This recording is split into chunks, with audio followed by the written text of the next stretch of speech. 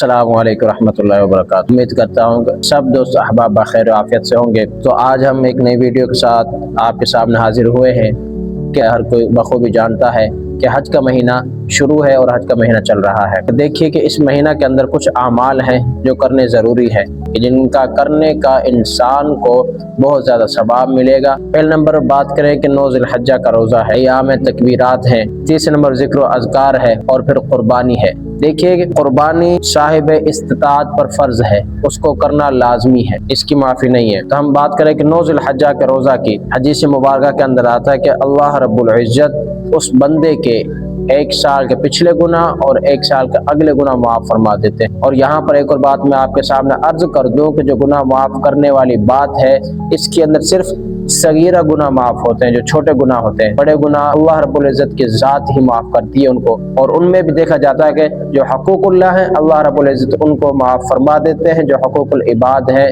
जो बंदों के साथ हमने नाइंसाफ़ी की होती है, अख्तलफी की होती है, वो उसी वक्त माफ़ हो सकते हैं, उनकी तौबा इस्तग़फ़ार हो सकती है जब तक वो बंदा हमें माफ़ ना करते। दूसरे नंबर पर ज़िक्र अज़कार, जो भी इंसान इसके अंदर ज़िक्र अज़कार करेगा अल्लाह रब्बुल इज़्ज़त बहुत उसको अजर सवाब अता फरमाएंगे। जितना ज़्यादा हो सके तौबा इस्तग़फ़ार करें अल्लाह रब्बुल इज़्ज़त की खुशनुदी हासिल करने के लिए। कुर्बानी 10 ज़िलहज्जा को होती है, साहिब इस्तिताअत जिसके ऊपर अल्लाह रब्बुल इज़्ज़त फ़र्ज़ किए वो करता है। और बात करें तकबीरात तशरीक की, जो 9 ज़िलहज्जा की सुबह से लेकर 13 ज़िलहज्जा की शाम तक चलती है, कि इनको एक मरतबा बुलंद आवाज़ से पढ़ना।